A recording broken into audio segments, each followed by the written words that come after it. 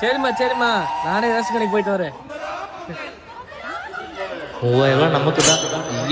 ஐயோ கட்ட பையே.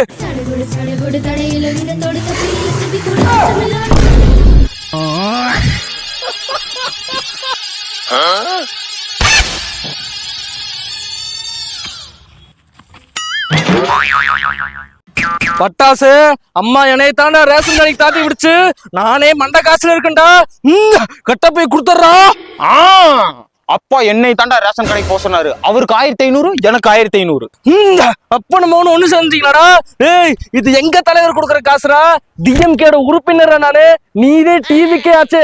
உனக்கு எதுக்குடா அந்த காசு?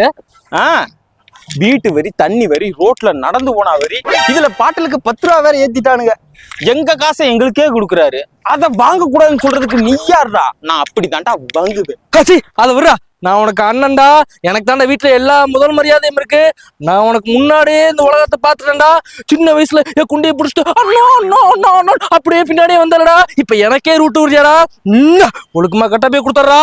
கட்ட கூட 2 தந்துருவேன். ஆனா கட்ட பைய மட்டும் உன்கிட்ட இப்படிலாம் பேசக்கூடாதுடா.